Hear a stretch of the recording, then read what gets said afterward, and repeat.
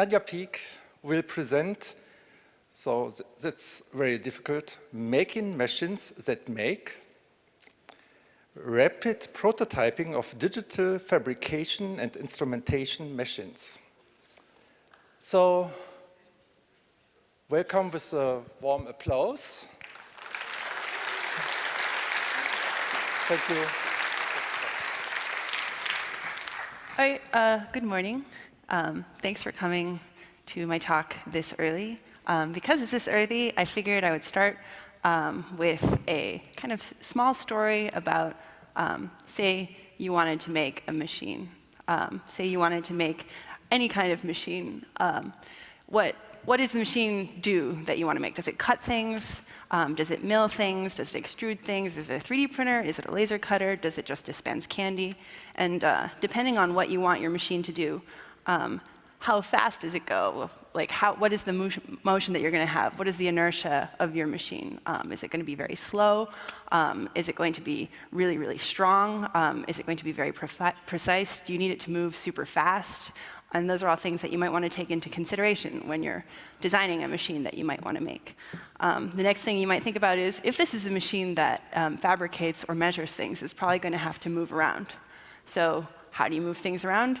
With a drivetrain. So here are just some illustrations I made of drivetrains that you're probably already familiar with, like a lead screw with a lead screw nut, or a rack and pinion, or a timing belt. And each of these things have drawbacks and advantages in machine design. Like a timing belt can move very quickly, but there will be a lot of backlash in your system. A lead screw can put in a lot of force, but it might not be as fast. Rack and pinion, very cheap to prototype. Anyone with a laser cutter could make one.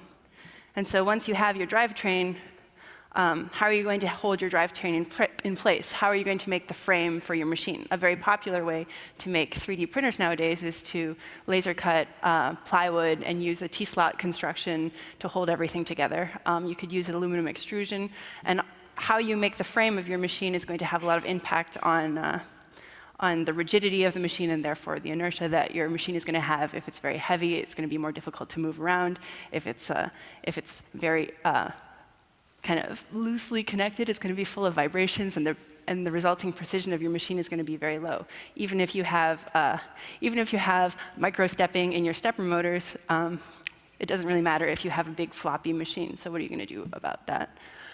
And then the way that you have to restrict the motion of your machine. So say you have a lead screw that's moving things back and forth. You have to make sure that it stays in one axis, right? So you use something like a guide shaft, or maybe you use a flexure, and you restrict the motion in 1 degree of freedom, or 2 degrees of freedom, or 3 degrees of freedom, however many degrees of freedom you want. And to think about those degrees of freedom, you can think about different kinematic systems. So H-bot, delta bots, polar coordinates, those are all examples of parallel kinematic systems, right? So if you move X, it's going to affect how you move Y. And those things are dependent on each other. Whereas with serial kinematics, if I move X, then it doesn't really matter. The Y position is independent of X. So different kinematic systems result in different control systems, and how are you going to talk to all of those control systems? Did any of you guys go to Travis Goodspeed's talk yesterday about satellite control? Some of you? Yeah, so he used a stepper motor driver board that was designed for a different machine to control his satellite, right? And then he wrote a Pygame interface to look at different satellite pointings, which is pretty cool. So how are you going to control yours? Are you going to repurpose a system like that, or are you going to design something from scratch? So this is my very brief overview on if you wanted to make a machine. That's kind of the different steps and aspects that you would want to think about. So now I will go back to talking about, now that we have an overview of what machine building entails in this talk. So a long time ago, we had the Industrial Revolution, and that gave us a lot of things that were available in the color black. And using kind of mass production techniques, we were able to build things that were otherwise prohibitively expensive to build. So building a single prototype for a car, yeah, it's not something that you can really afford to do if you're only going to build one of them. But if you take advantage of an economy of scale, then, and you build lots of the same car, you can start selling them for not that much money. If you think about it, like a car being $20,000 maybe if you buy a new car. I have no idea. I've never bought a car. But like all of the systems that go into that are actually quite complex and expensive. And if you were going to prototype them one by one, that would be prohibitive. So I guess economy of scale is useful in that regard. But the way that a lot of those things were driven forward was in conjunction with kind of the militarization of the mid-20th century. And so a lot of the techniques that we developed for manufacturing and building things are really kind of closely tied to militarization. And so it's hard to extricate that kind of manufacturing and design process from jet engines, missiles, and things like that. So making tools to make tools obviously dates back to the beginning of the first tool, because you make a tool to make something else, which might need to be made with something else, right? And the first time we hooked up a tool to a computer, and with we I mean mankind, was a long time ago. So this is the first CNC milling machine, which was at MIT in the 1950s. Totally stolen idea from an independent inventor, but whatever.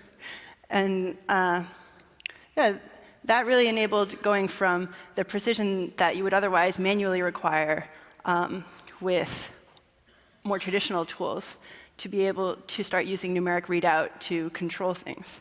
And so then making things in an economy of scale isn't necessarily as important anymore, because the only way that you change what the object is that you're making is by changing the code, which is relatively trivial in comparison to having to change what a craftsman is able to produce. But that doesn't necessarily mean that that's the way that we're building things. These people are actually not actually building things. I think they're sorting mushrooms. This is a photo of Andreas Gursky's. But I just kind of wanted to use it as a visual reference point for maybe something that we'd be interested in departing from. Mass production kind of then results in a lot of artifacts and objects that produce desires in people that they think they want or need things. And is it really the case that you need to buy what it is that is already available? Maybe things that you need are slightly different from things that are available in the market. And so obviously, you guys like building things, because otherwise you wouldn't be at a big hackers conference. And so there are a lot of spaces like this now available, not just to do code production, but to do physical prototyping with digital fabrication equipment.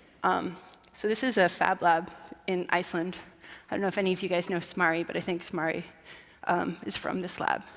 And so you have all of this equipment now that previously was kind of unaffordable or unattainable. You have 3D printers, small format milling machines that you can use to do printed circuit board production. You have vinyl cutters. There's plenty of vinyl cutters in the hall. Laser cutters, large format milling machines. So anything that you kind of think about wanting to make right now is it's kind of at your fingertips. And so I'm a grad student at MIT, and for the past, well, let's not talk about how long I've been a grad student. For the past couple of years, I've been teaching I've been teaching a class called How to Make Almost Anything. And How to Make Almost Anything just uses digital fabrication tools for students to make whatever they want. So I don't know if you guys are familiar with my advisor, Neil Gershenfeld, but he wrote this book about digital fabrication and building things. And it turns out that a result of making things with digital fabrication means that you maybe want to make more tools for digital fabrication. So how to make something that makes almost anything instead of how to make almost anything. So this is a friend of mine, Jonathan, who back in 2009 made this plywood milling machine on a larger milling machine for circuit board production. And I think it's about $400 in parts and replaces $4,000 machine that we were using to make circuit boards. And this is Ilan Moyer, also from MIT. And together with Max Lebowski, he built this MTM Multifab, which was a multi-purpose machine tool. And I don't know if you guys are familiar with the Ultimaker 3D printer, but the kinematics for that printer is inspired by the design of this machine. And so it's becoming easier and easier to build these kinds of like custom tools that you might want to use yourself. The Fab at Home project, Adrian Boyer and RepRap, making it a lot easier to have 3D printers or liquid handlers.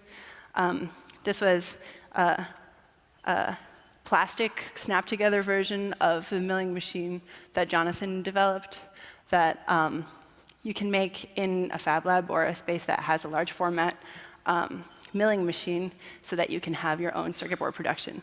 And these are the plans for this machine, and so the cut files, the firmware, and everything is available online. And so other people started making them. This is Davide. He made one for Budapest. This is Raj and Chintan. They made 2 for Maharashtra. And then kind of iterations of this machine. So this is one. These are kind of 2 larger format ones that we built in Moscow. More iterations of more milling machines in Moscow. But there's something kind of strange about rebuilding a machine that has been designed for industrial practice, right? I don't know what your living situation maybe is like, but I have a very small apartment. And so maybe the form of these kind of desktop things is not quite correct. Like having a desktop computer versus having a portable milling machine is somewhat, it's kind of a thought process that maybe we should reconsider. Is it important for everything to be on your desktop like that? So maybe we should. So this was So I'm going to show you in a second a video of an experiment that Ilan and I did for what if the form of digital fabrication machines was different if they were multi-purpose and smaller. This has audio.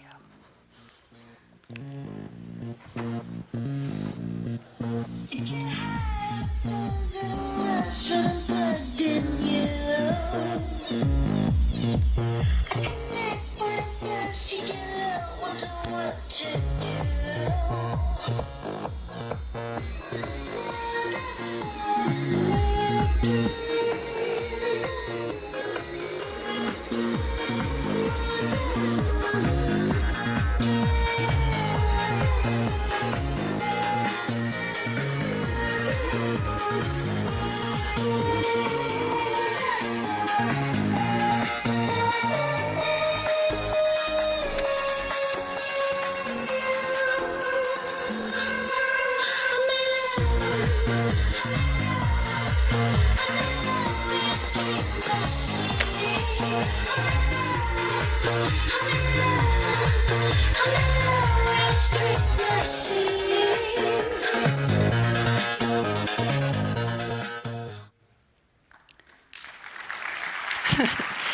So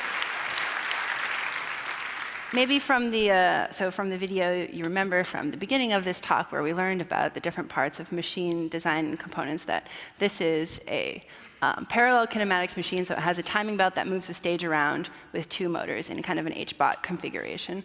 There's a lead screw motor that controls the C-axis, and then there's a kinematic mount on that for the head, so it's actually a multi-purpose machine. In the video, we use it as a 3D printer, but most of the time I actually use it to make circuit boards because I find I need circuit boards way more often than I need 3D printed parts. And so it's kind of an exploration of what if digital fabrication were something that you can take everywhere, use any time, and doesn't need this like huge planning thing to happen beforehand where you design a bunch, go to a makerspace, and use equipment there. But for some reason, you know, we're not really quite there yet. This is in 2010 or so. This is milling circuit boards on my desk. I'm using a gcode interpreter running off an Arduino and like a processing sketch on an OLPC to control the milling of the circuit board. And for some reason, you know, it's not the way I constantly make boards now. It's still not is not really an enjoyable, easy process yet. So maybe something else isn't quite right about how we use digital fabrication right now. How many of you have ever used Mastercam or HSMWorks or any kind of tool pathing software? OK. So it's really terrible. Probably the reason that you've never wanted to use it is because it is awful. Also, you have to run it in Windows. And after you calculate all of your tool paths, what comes out is gcode. So how many of you still write in Fortran? No one. One person. OK. How many of you still write in C? Lots of people, right? OK, so gcode is like 30 years older than C. It's really retarded. There's like 100 codes. They do random things. Each machine has to interpret gcode in a machine-specific way to be able to figure out where it's going. So you would say, I'm going to jog G0, and then you fill out coordinates, and then it has to move to those coordinates, and you have to write in your stubborn motor drivers how that's going to happen. It's really quite silly. The way that you generally interface with these machines is we have super advanced file transport, like a USB stick here in my pocket. And then you have endmills that you want to put in your machine. That actually makes sense, because if you wanted to machine something, you would need endmills. But then this is the interface. This is not 20 years ago. This is a machine. It's a very expensive, fancy milling machine that I use these days. This is actually not a picture of a machine that I use, but it's the same machine. It's a horrible, horrible interface. And then after you write your toolpath, so you use this annoying software to generate a toolpath, which, if you spend enough time with it, sure, you can get proficient at it. You can get proficient at toolpathing 3D prints or whatever. But then what happens is you load it into this machine, and then you just spend time watching the machine. And the machine gets to have all the fun. And so it's just kind of, you sit there, you use a computer for a long time, and then you watch a machine. It's something seems like not very, the way that you use the tools just doesn't seem very natural. And sure, tools are getting more accessible and more affordable, which makes them more accessible. So like this is the MTM Snap grew into a company which is now out of San Francisco, and also the Form 1 3D printer, an SLA-based 3D printer, which is relatively inexpensive, both from people from my previous lab. But do we really want to perpetuate this notion of how we use digital fabrication equipment? And also, what about less ordinary machines that aren't necessarily going to make it into the general market anytime soon? So these are 4 machines that I use in my lab on a regular basis. On the top left is a CT scanner, so an X-ray machine, a kilowatt laser cutter, which you can use to cut metal, a 4-axis wire EDM, which controversially, or at least I think so, has a GPS embedded into it, because if I move it anywhere within the shop, then the Department of Homeland Security wants to know, because they think that maybe I sold it to someone who's going to make aluminum tubes for uranium enrichment, but that's a different story. And 5-axis milling machine that you can use to cut, that's quite rigid, that you can use to cut metals like titanium. And so what these 4 machines have in common, besides being over $200,000 each, is that they all run on Windows 7. It's horrible. So the way that you want to interface it, if I wanted to do anything like with the CT scanner, if I wanted to move the stage around in a way that wasn't the way that the manufacturer intended, if I wanted to look at, say, a gigapan of an X-ray instead of a rotational X-ray, you can't do it. There's no way that you can script to it. It's like an opaque box that you have no control over, because there's no way that you can communicate with it. And so what about even more playful systems? So this is a picture I took about a month ago at MIT, where a student was using 7-axis robot arm with a hot wire or with kind of a hot end to cut styrofoam. And to make the toolpaths, he had written this complicated Rhino script thing that took a surface and then turned it into a toolpath, circumventing the toolpathing software that you otherwise would have to buy. And then on the left here, you can see someone holding a surge protector, right? So the reason that he's holding the surge protector is the way that he's controlling the heat of the thing that is cutting the styrofoam is by turning the surge protector off and on with his thumb. Because even though it would be trivial to write that as a software widget to be able to control the heat for that software end, the easiest thing for them to do to be able to insert themselves into the system is to put a hard wire in and turn it off and on manually. Now, that just seems completely absurd to me. So we want to have right. So instead of making more of the same machines, what about kind of different machines that you might want to be making? In the hall that way, I think, there's a ceiling kind of like this of tubes, right, in the kind of main hall area. And so this is a ceiling that one of my friends made, James, where he had to install this entire ceiling in less than a week. And so you have to hang all of these tubes at a precise distance from the ceiling. And so how are you going to make sure that they're all the correct length? Well, he made this little machine that cuts strings to the precise length that he needs. And then they're labeled so that when he shows up, the only thing he has to do is take a numbered string and hang it on the ceiling in the correct place, and you don't have to do any measurement on site or in place. And so for him, it was easier to build this kind of hacked machine than it would be for him to cut each string manually. And similarly, Alon built this 24-bit friendship loom, which is a funny project by itself, where you can design friendship bracelets on a web interface, and then it is automatically controlled with these coils, which of the threads that you lift and lower at any given point. And so to be able to make this, he needed a bunch of coils of a specific resistance. And so the easiest way for him to do that, to get those coils, was to make another machine that would wind these coils. And so, if it becomes easier to start prototyping machines to help make more machines, then maybe we would be able to have a much bigger explosion of automated control. Here's a turntable that another Machines That Make project collaborator worked on, where, okay, this is like not a very nice design, right? This is just gestural. I need a thing that does a thing. I need a turntable. And the only reason he wanted this turntable was so that the 3D display that he was working on could be photographed very stably in this time lapse. So yeah, he makes 3D displays. They're pretty cool. So how can we make all of these kind of processes easier? If you wanted to automate anything, like, do you really want to go through the stress of engineering a different system and repurposing it to what it is that you want to be making?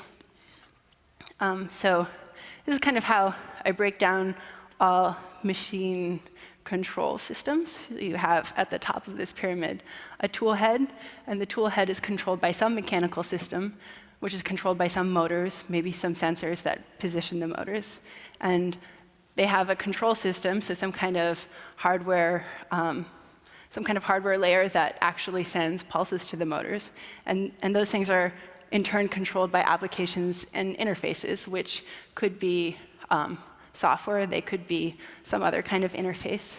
And so if this is how we break down all of those different systems, a lot of those things are relatively straightforward, but the control system, like writing applications and software, is relatively easy in comparison to prototyping a control system.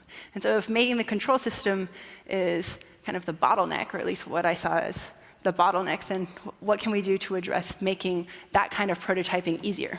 So this is an article that my advisor Neil wrote back in 2004, together with Danny Cohen. Danny Cohen, the guy that said variable length namespace addressing, then we wouldn't have this whole IPv4, IPv6 problem. Anyway, the Internet of Things the notion that everything is going to be networked in the future, assuming that we have enough space for it, and that you should be able to communicate with each node individually. And so something that I thought was an interesting thing to play with, so this is a router that I hacked a long time ago.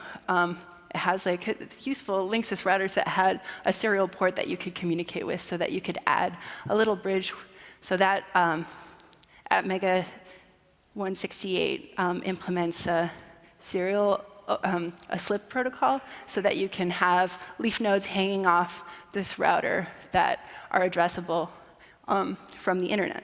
So this notion of like networked leaf nodes or machine components kind of informed the way that I was going to think about making machines. And also, sometimes at work, I have to work on things that make money for our research group. So this was a big control system for curing carbon fiber airplane wings. And each node has temperature sensing and heating in it. And so that was another kind of machine network that I built to be able to communicate over this whole hardware layer, where instead of having IPv6 addresses, because it turns out no one supports that, it has a kind of address is identity is where it is in the network. And so I decided that this was going to be the way that I should also talk to the machines. So this was kind of the first control system that I built for it, a bus network. So each motor on this network has an identity, X, Y, Z. And you can address them individually by calling functions on them. So you don't have a gcode interpreter that recompiles whatever it is that you want it to do and change that into motor commands. You can write your own script that calls functions specifically on each motor on the network instead of having to go through this state space. And so it's grown since then, and so the library is now called PyGestalt. And the way that you can interface with it is you write a virtual machine. I had an argument with my friend Marco about this yesterday, where he said the only reason that you call it a virtual machine is because you think that software is all virtual and that real stuff is real. So maybe it should just be called a machine, not a virtual machine. Anyway, that was confusing digression. Sorry.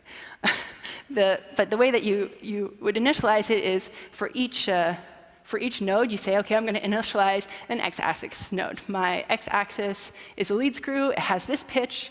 It has this way of communicating with it. It has parallel kinematics with this other node. So when you call functions on it, you have to call functions on both at the same time. And that's all you have to write. You don't have to write a whole G-code interpretation layer. So if Travis had used this, he wouldn't have to had like complicatedly measured how his timing belt gearing ratios interface with each other and then write software that took that into account. It would have just done that for him. And built into the library is a way that you can add other kind of more legacy nodes. So say you got something out of the trash and you couldn't necessarily control it with the PyGestalt node library. You can still import other virtual nodes into the network. So this is a terrible photo. I'm sorry about it. But this is a gel printer that I made with Salon for Jennifer Lewis, a professor at Harvard who does functional ink printing. And so it's a pressure box, and the pressure box can like shoot out amounts of goop, and you can send it serial commands to tell it how much goop to shoot out at any given point. And so that box, with its legacy RS-232 interface, just became another node on the network that we're able to integrate into the rest of the control system. So you don't have to write something on top of another control layer that then allows everything to interface with each other. So we made another liquid handling device. It turns out that biologists spend like a huge amount of money on machines that are not technically very complicated, like moving a little bit of liquid from one well plate into another well plate. You can sell biologist machines for hundreds of thousands of dollars. I don't really understand the economics of that, but this was a collaboration with Scott and Emzo from Caltech and Will from my lab were in 3 days, we built a microliter pipetting machine using the same control system and interface. And so, not to just show you machine examples, you now no longer are necessarily confined to the interfaces that the manufacturers give you. So this is a web-based interface which combines both a tutorial for how to mill a PCB with a small format milling machine and the control system for it, so that there's like a server running that talks to both your machine and your input, generates toolpath files, and sends them to your machine online. And so this is one of the hardware layer nodes that that controls each one of these axes. So it's Atmega 328P based, which means that you can also program it through the Arduino interface, should you feel so inclined. And it has a stepper motor. It has a stepper motor controller on board, so you can use that to control different stepper motors. It conveniently has a NEMA 17 hole pattern, so if you wanted to attach it to any NEMA 17 stepper motor, that would be relatively straightforward. And so the way that you can do the control system layer for any of these machines is you just add more nodes to a network, and then you talk to it over a computer. So instead of having a monolithic control system, you have a virtual machine network. So control systems, I guess, not super exciting to everyone. So can we make the rest of the machines more modular as well? Can the rest of the mechanical part and maybe the software part also be more modular? So if we think back to the brief introduction to machine design from earlier, like what is it that you might want to be able to do? You might want to move only in one axis, maybe in two axes. You want 2 degrees of freedom or 3. And so we decided to build these. Kind of one degree of freedom stages, where you just move one thing back and forth, and you can communicate with that over network. You might want to add a head to that, so maybe you just want something that displays a message back and forth, or maybe you want 2 degrees of freedom, so you move 2 things back and forth, and you could add a head to this, or maybe you want to move in this direction. So like say with this machine, you could put a pen on that platform that moves up and down, slide it up against the wall, and then draw on the wall. Or if you needed 3 axes, it turns out that most of the time people want to do things in Z-space as well. So if you wanted 3 axes, or you could start thinking about the ways that you could chain these kinds of machines together. So this is a 4-axis control. So you're moving something like this and like this. So maybe you can move things in this direction. So the wire EDM that I showed you a while back that has 4-axis machine control, so that you can cut metal like a square on one side and a circle on another. And so this was a mock-up that we did for a hot wire cutter, a 4-axis hot wire cutter. So if we wanted to make airfoils for UAVs or things like that, we could make it with a machine like that. So we started prototyping this kind of modular machine network. So this is the first version that we made in Moscow in October. And then this is another version. So these are all made with HDPE. So I guess I kind of glossed over it, but the MTM snap is made with HDPE that is snap fit together, which makes it easier to prototype mechanical systems because you don't necessarily need as many fasteners, and you can build error correction into the way the plastics snap together. And so these were built kind of with the same premise that you're using plastics. But it turns out HDPE is pretty heavy if you want to have the amount of stiffness that you might require for this kind of machine. So then the latest version that we made of it is made out of bent sheet metal. So this is anodized aluminum so you can see serial kinematic system, lead screw based, guide shafts, bent aluminum frame, so that you can rapidly prototype whatever kind of machine you want. So here's a last month, we built the hot wire cutter that we thought about before. Here's a video of that. Got my A machines on the table, got my B machines in the drawer. Got my A machines on the table, got my B machines in the drawer. Got my A machines on the table, got my B machines in the drawer. Got my A machines on the table, got my B machines in the drawer. Got my A machines on the table, got my B machines in the drawer. Got my A machines on the table, got my B machines in the drawer. Got my A machines on the table, got my B machines in the drawer. Got my A machines on the table, got my B machines in the drawer. Got my machines on the table, got my machines in the drawer. Got my machines on the table, got my machines in the drawer. Got my machines on the table, got my machines in the drawer.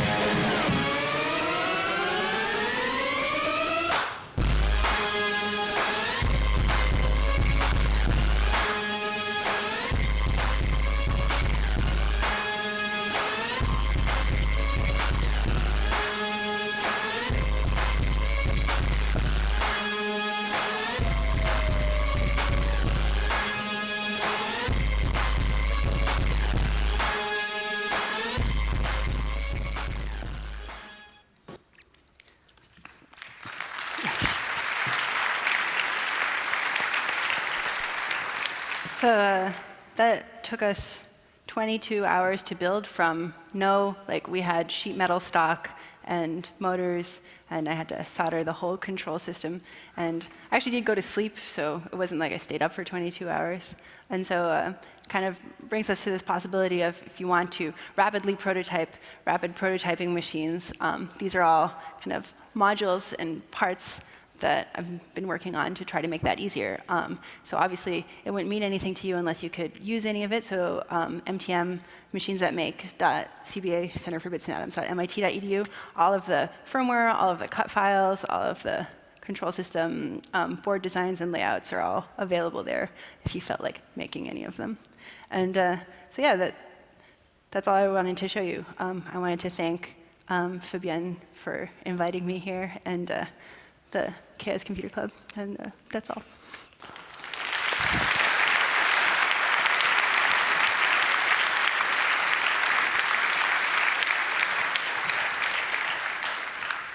Thank you very much. We have 10 minutes for question and answer. If you have any questions, please go to the microphone and then we can start.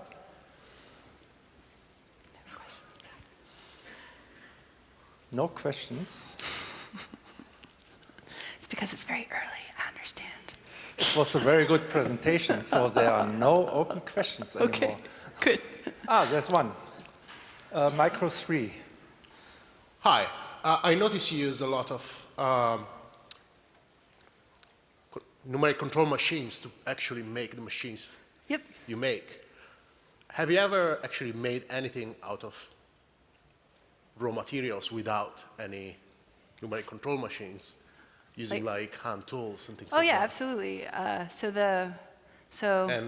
And what's the time difference between, if you ever done something with both machine, machine wind and with hand tools? What's the Right. Well, so I guess it kind of depends where in the prototyping process we are. So the PopFab, the suitcase fabrication machine, the first prototype that we made for that, we actually cut out of foam core. So we just cut it by hand to just kind of figure out what the system was going to look like and how it might fit in a suitcase and how it might fold. And so that was entirely done by hand. But then once you want to start building the rest of it, it kind of gets prohibitive to try to achieve that level of precision with hand tools. It's definitely possible, but my skill set is much more attuned to writing code that then is executed on a machine than necessarily making sure that I'm getting a piece of metal within 1/1000th of an inch, which is kind of required if you want to be able to move those systems precisely in that way. So I would say that it's definitely everything that you can do with numerically controlled machine tools, you can do by hand. There's nothing that's stopping you from doing it. It just might take a lot longer. And so since I have all these toys, I might as well use them. Tough life. Thanks. Additional question? We saw very nice movements of translatoric systems, but do you have any rotation systems? I know it's trivial, but... Rotation-based systems? Yeah, I've built rotation-based systems before. It works fine with the library. You just import a different kinematic model for it. And so like, there are certain things that are much better to do rotationally. So at some point, we had this idea that we could cut records. And so we wanted to do a rotational system with like an amplifier with a needle to scratch. And then we were like, what are we doing? This is stupid. Stop. But yeah, absolutely. Any kinematic model that you want, you should be able to use. Like the fact that things are constrained into linear systems is just kind of an arbitrary artifact of how we design things. And if you want to design things differently, then by all means, you should definitely do that. Okay, thank you. Micro one. So in the videos, it seemed like the pathing was all pretty pre-scripted. Is there any ansatz, what you mentioned also, to automate the pathing and maybe in a generic way build something that can So for example, the hot wire cutter, the way that we were doing that was James would design something in Rhino, and then I would just export things from. So he would kind of design different shapes in Rhino using Grasshopper and change kind of the dimensions of different parts, and I would import that directly into the control system. So it's not like you have any like real-time control, although in that case, because you're designing something that then is being executed by the machine. But if you wanted it to be like a pantograph or some kind of amplification, you could just use that as an input to the machine. There's nothing that's stopping you from doing that. The latency that the network has is really negligible comparison to how much time it would take you to do any kind of real-time control for it. So, yeah. Sorry, I think that wasn't quite my question. My question was if you do more complicated shapes.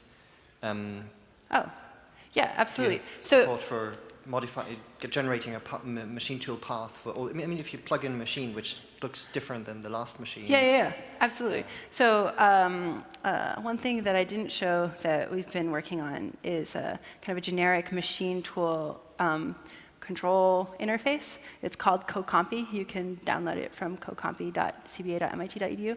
And as input files to kind of keep everything super generic, it takes PNGs. So a PNG is a bitmap. But if you have an extremely high resolution PNG, you can kind of take the vector path from the edges and use that as the way that you can script your toolpath. So it generates a generic kind of path description, which then you can feed into the move commands of your machine. And if you wanted to do 3-axis things, you can do it with grayscale PNGs, where the grayscale corresponds to the height layer. And so you can control, so the Gestalt controlled MTM snap machine you can control from Cocompy, but it can also control a lot of kind of legacy machines like an Epilogue laser cutter.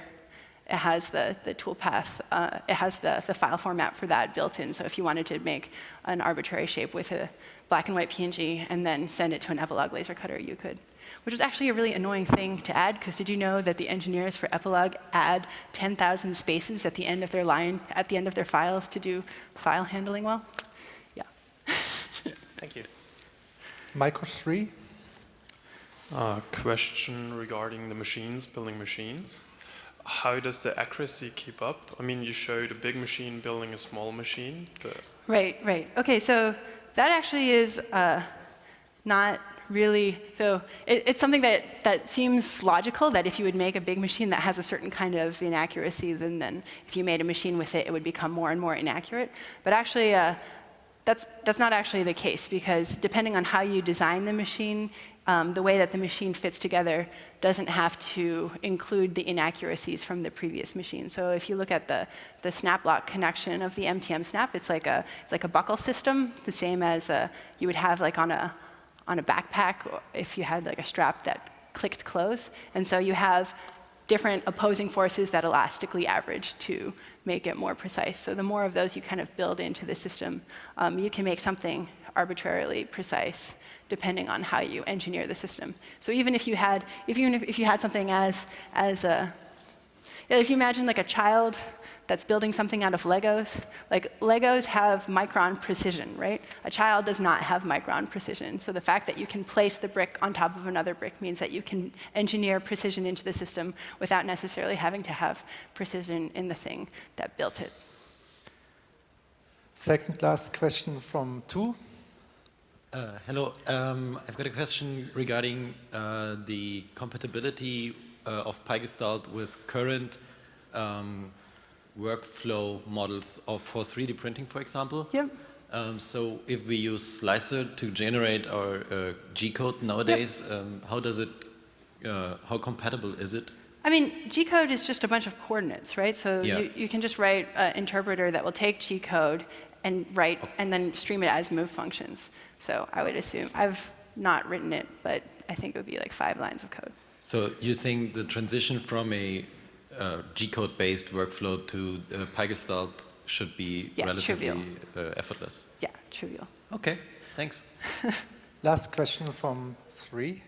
Yes, so I checked out the website of PyGestalt, and it says that it will be published open source in November 2013, but Yeah, that's a little bit of a problem, but it's on GitHub. If you go to the MTM website instead of the PyGestalt website, there should be a link to the GitHub for it. Thank you. Sorry about that. I'll fix that. Thank you very much. Applause.